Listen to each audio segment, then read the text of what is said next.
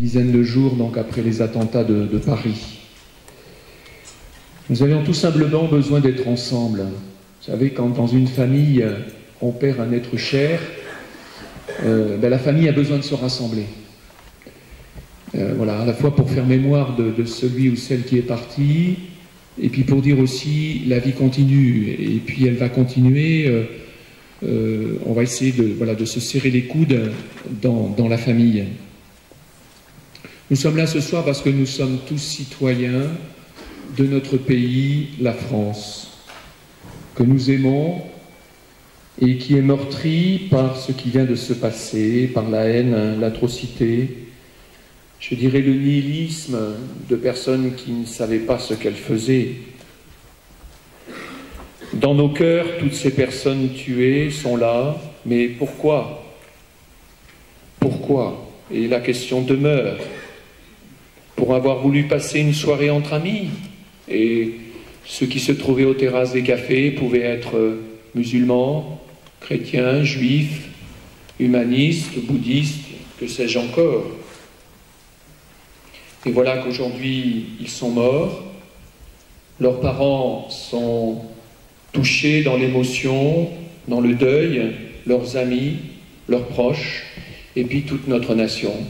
Nous sommes tous choqués et tristes. Les attentats, c'est la volonté de déstabiliser et de diviser. Et à l'inverse, eh bien, il faut faire tout ce que nous pouvons pour unir et rassembler, pour que, au-delà des différences, nous comprenions que nous sommes tous dans notre pays, la France, nous sommes là pour vivre ensemble. Et notre réponse, eh bien, elle est là ce soir. Nous avions besoin de nous retrouver, mais comme il faudra nous retrouver demain, nous le disions tout à l'heure, c'est comme ça, mais à l'occasion, voilà, parce qu'il y a des moments difficiles, alors nous nous rassemblons. Mais il faut aussi nous rassembler et nous retrouver lorsque tout va bien, ou tout va mieux. Et donc à chacun déjà de penser à ce qu'il peut faire pour cela. Croyants ou non, musulmans, juifs, chrétiens, hommes et femmes de bonne volonté, de courants philosophiques différents, nous avons besoin de nous reconnaître et de nous parler. Voilà, la tentation, c'est de rester entre soi, de rester avec ceux qui pensent comme nous, avec ceux qui partagent les mêmes idées, la même manière de vivre. Or, si nous voulons vivre ensemble différents dans notre pays, la France, il faut nous rencontrer parce que nous avons un avenir commun. Si parfois on reste replié entre soi, c'est parce que nous portons des peurs en nous. La peur de l'inconnu, la peur d'être jugé, la peur peut-être de ne pas savoir parler à celui qui est différent. Par exemple, moi j'étais marqué par les personnes handicapées. C'est vrai que quand on rencontre une personne handicapée, eh bien, il y a un langage peut-être à trouver. Vous savez que quand on veut parler avec des personnes sourdes, il faut apprendre le langage des sourds. Et ainsi de suite. Mais lorsque nous voulons rencontrer l'autre, il faut apprendre son langage, sa culture. Mais quelle richesse dans cette découverte! Voilà, chacun de nous pourrait raconter sans doute des histoires où nous avons rencontré quelqu'un de différent, et nous portions des peurs peut-être au départ en nous, et puis, ayant rencontré la personne, mais nous avons découvert un frère ou une sœur en humanité. Plus on se replie, plus on est dans la crainte, plus on s'ouvre, et plus on découvre des frères et des sœurs à aimer. Alors vous l'avez compris, il faut sortir. Merci, ce soir nous sommes sortis nombreux pour nous retrouver ici dans cette salle Pélissère. Il faut sortir, aller vers celui qui est différent de religion, de culture. C'est le seul chemin pour vivre ensemble. La fraternité qui est inscrite au fronton des mairies de notre pays, cette fraternité, elle demande un effort, celui de sortir de nous-mêmes pour aller rencontrer l'autre. Le respect mutuel passe par la connaissance de l'autre, quel qu'il soit. Pour terminer, je voudrais évoquer cette phrase terrible de ceux qui tueraient au nom de Dieu. J'ai envie de dire que c'est la perversion la plus absolue. Et au fond, c'est la tentation de celui qui veut asseoir un pouvoir d'utiliser ce qu'il y a de plus sacré dans l'autre. Mais ça commence dans les familles. Des parents peuvent faire du chantage affectif à leur enfant. Ils vont utiliser ce qu'il y a de plus noble et de plus sacré dans le cœur de leur enfant. Pensons à ce que notre pays et d'autres pays ont vécu au XXe siècle. Voilà, où a conduit l'amour de la nation. Voilà, la boucherie de 1914-1918, au nazisme et au nationalisme exacerbé de 39-45. Et à chaque fois, il y a, de fait, il y a quelque chose de sacré dans le cœur de l'homme qui est utilisé à d'autres fins pour asseoir un pouvoir. Pensons à ceux aussi qui ont pensé à l'égalité à tout prix et qui a valu le matérialisme athée avec les goulags en Union soviétique et puis le génocide au Cambodge et puis bien d'autres génocides. Pensons à ceux qui se sont passés dans les Balkans. Et à chaque fois, c'était l'amour de la nation. Tuer au nom de Dieu, ce n'est pas possible. Nous voulons le rappeler, nous croyons en un Dieu de paix, au Dieu qui est miséricordieux, au Dieu qui ne veut pas la haine, mais la paix. Lorsque j'ouvre l'Évangile, j'entends Jésus qui dit, mais tout le monde peut entendre ça, nous n'avons qu'un seul Père et nous sommes tous frères. C'est cette fraternité large qu'il nous faut vivre, sans rejet de quiconque. C'est vrai que ça peut être la tentation d'une nation, lorsqu'elle doute un peu de son avenir, de chercher des coupables. Voilà, et de rejeter telle ou telle catégorie de population. Nous ne pouvons pas entrer là-dedans. Il nous faut oser cette fraternité large, même si elle peut paraître difficile à certains moments. En tout cas, ce sera la meilleure réponse à ceux qui veulent diviser pour mieux régner en semant la mort contre des innocents.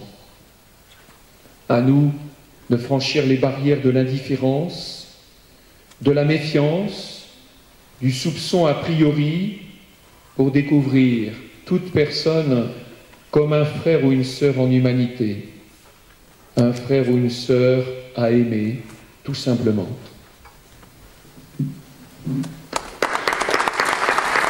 Bonsoir. Merci d'avoir répondu présent à notre appel. Et je remercie les présidents des différentes mosquées qui sont venus aujourd'hui.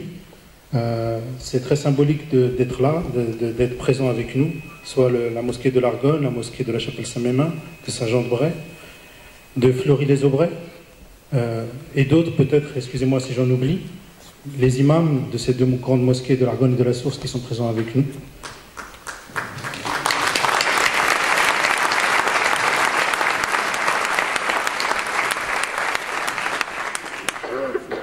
Et je remercie l'élu aussi, Niamey, qui nous a beaucoup aidé pour préparer cet événement dans l'urgence. Vous savez que notre administration n'aime pas les choses urgentes. On les a bousculées un petit peu, mais la preuve en est ce soir, c'est qu'on est tous présents et que vous avez répondu à cet appel.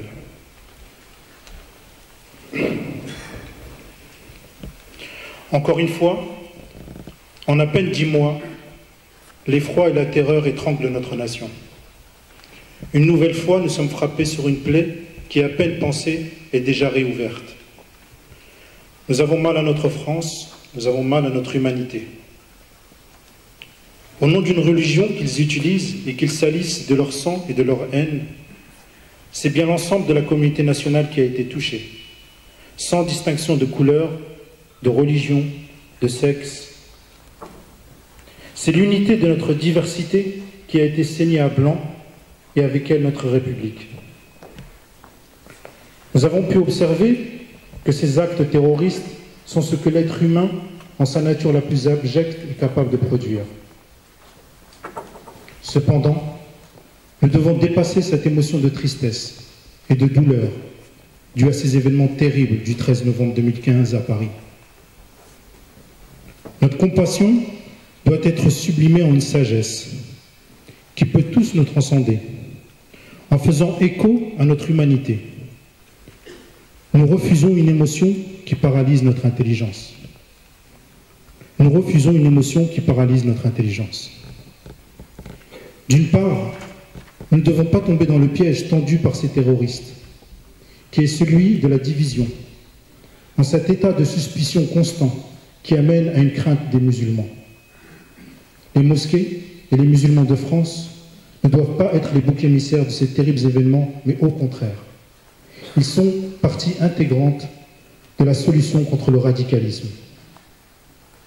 Nous témoignons que les institutions musulmanes et les mosquées, à partir de leur spiritualité, sont des lieux de recueillement et une place sociale ouverte sur leur ville. Elles dispensent une voie équilibrée et éclairée de l'islam en l'accordant au contexte culturel français.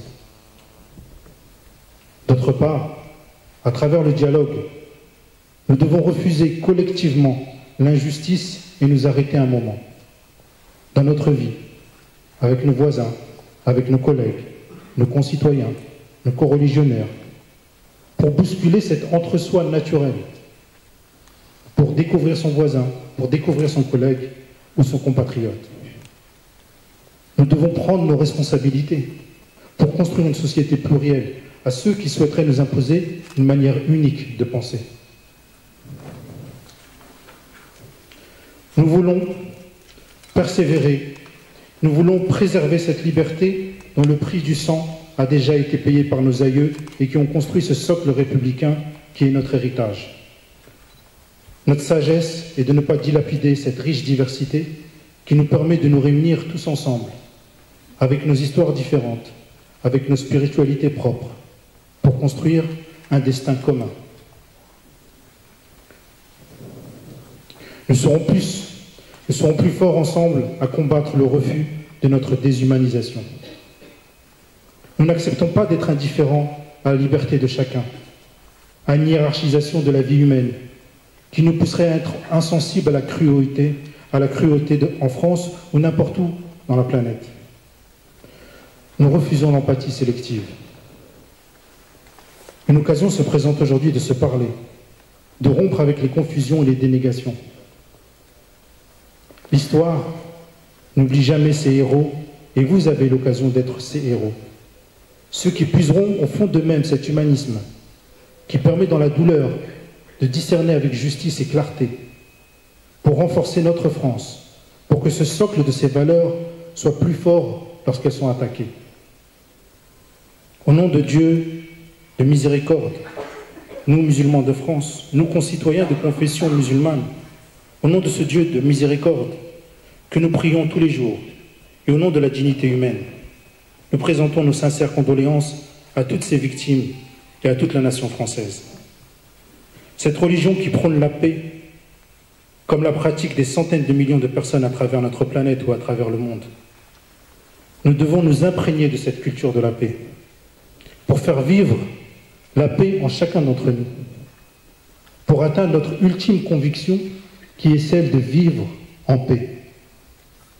Le prophète de l'islam n'avait que de dire ou de répéter « Répandez la paix, répandez la paix, répandez la paix, que la paix soit sur vous. Salam alaikum ». Merci. Je m'appelle Nadia Kedachi, je suis présidente de la section orléanaise de l'association étudiants musulmans de France. Donc c'est une association qui concrètement agit pour le vivre ensemble, pour le mieux vivre ensemble depuis 26 ans dans 20 campus universitaires à l'heure actuelle. Concrètement, nos actions tournent autour de la solidarité, de la fraternité, de la convivialité. On organise des distributions de colis alimentaires pour lutter contre la précarité étudiante qui touche tous les étudiants. On organise des distributions de gâteaux, des repas conviviaux à certaines périodes de l'année. Voilà, donc pour mieux vivre ensemble, nous ne faisons aucune distinction entre les bénéficiaires de nos actions, nos membres. Donc tout le monde est concerné par les questions de précarité étudiante.